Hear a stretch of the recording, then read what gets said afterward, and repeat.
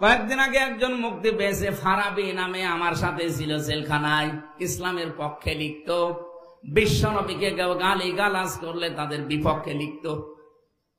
এই লোকটাকে বিনা কারণে হাসিনা 11 বছর জেলের ভেতরে আটকে রেখেছিল দাদাদের নির্দেশে।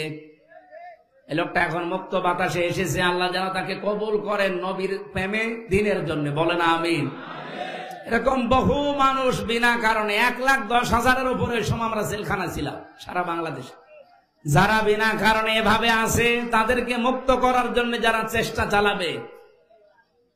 2 নম্বরে, মানুষের তৈরি করা আইন যারা দুনিয়ায় কায়েম করতে চায়, মানুষকে মানুষের দাস বানাতে চায়, সেখান থেকে মুক্ত করে যারা আল্লাহর গোলাম, আল্লাহর দাসে পরিণত করার জন্য চেষ্টা চালায়, এই কর্মসূচি যাদের হাতে আছে তারা সফল।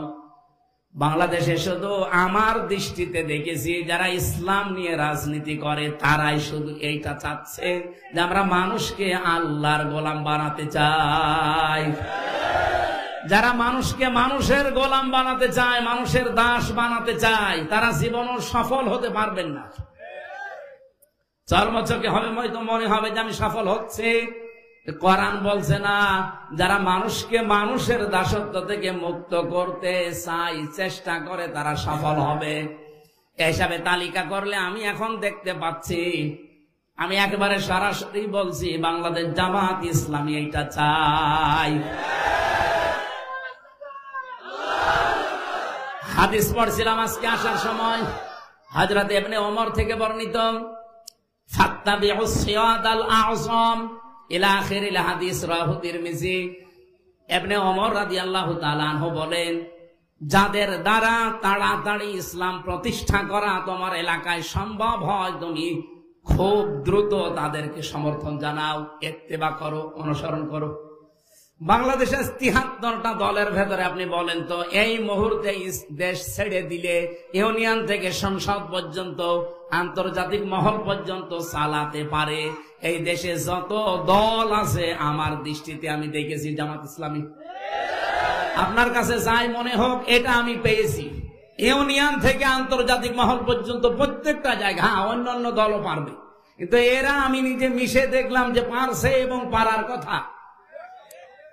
যদিও এখনো পর্যন্ত এদের সবকিছু হাতের আয়ত্তে এখনো দেওয়া হয়নি, এখনো দিগন্ত টিভি খুলে দেওয়া হয়নি, এখনো ইসলামিক টিভি খুলে দেওয়া হয়নি। এক কথা বলেন না কেন? অথচ আমরা দেখলাম 1 বছর 1 মাসের ভেতরে সময় টিভি ঠিক চলছে, শুধু হাত বদল হয়েছে। 71 টিভি ঠিক চলছে, কিন্তু হাত বদল হয়েছে। ডিবিসি ঠিক চলছে, হাত বদল হয়েছে। আর টিভি ঠিক চলছে, হাত বদল হয়েছে। এগুলো যদি সব হাত বদল হয়ে চলতে পারে, দিগন্ত টেলিভিশন, ইসলামিক টেলিভিশন কি হয়েছে? এগুলো চলতে পারে না। মিডিয়া এত শক্তিশালী আপনি জানেন, একটা মিথ্যা কথা 10 বার বললে অনেকে সত্য মনে করে, আর ওরা ওই সমস্ত টিভি চ্যানেল দিয়ে একটা মিথ্যা কথাকে 100 বার প্রচার করে, এ দেশের মানুষ মনে করে না এটাই সত্য।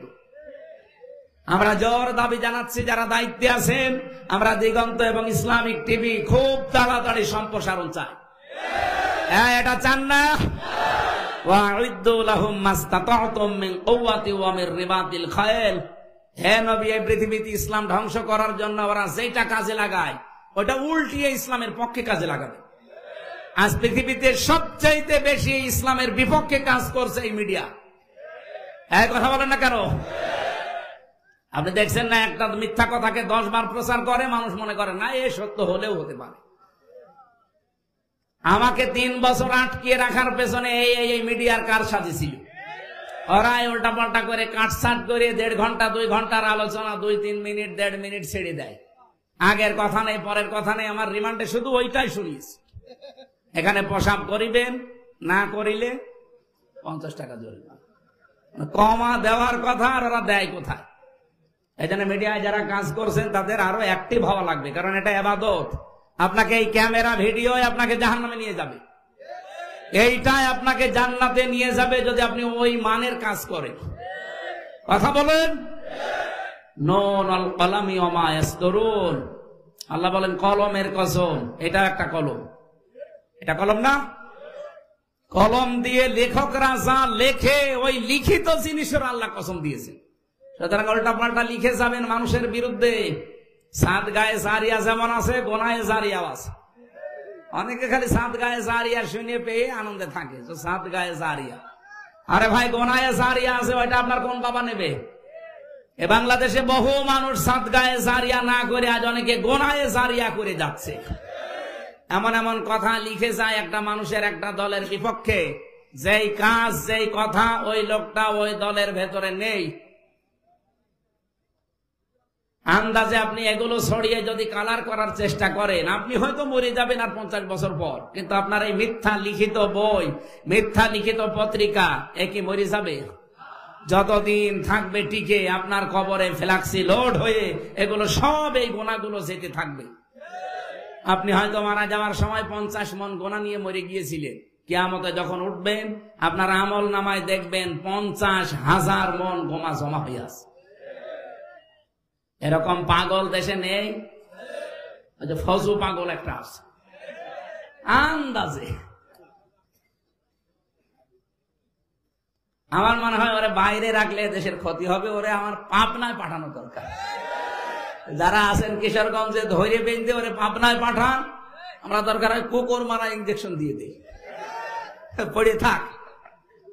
তাছাড়া যত কথা বলে, আমরা 100টা কথা বললে 98টা মিথ্যা কথা, আর সব আলেমদের বিরুদ্ধে। ওর কি জন্মই হয়েছে আলেমদের বিরোধিতা করার জন্য নাকি? যারা আমাদের উচিত, মানুষকে যারা মানুষের দাসত্ব থেকে মুক্ত করে আল্লাহর দাস বানাতে চায়, আপনি সেই দলে যোগ দেন যাদের দ্বারা তাড়াতাড়ি ইসলাম কায়েম করার সম্ভাবনা বেশি। সেই দলে আসেন, আপনি সফল হতে পারবেন। এই আয়াত আর এই হাদিস আমি এখন বানালাম। বলেন বলেন।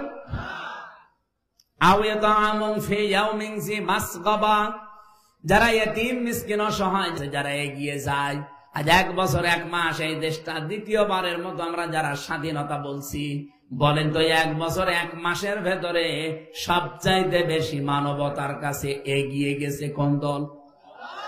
আপনি আন্দাজে না বলে নিরপেক্ষ দৃষ্টি দিয়ে বলেন। আমার কুষ্টিয়া জেলা দৌলতপুর থানায় ভাঙন আরম্ভ হয়েছে, বন্যা চলছে, কত দল তো কুষ্টিয়ায় আছে।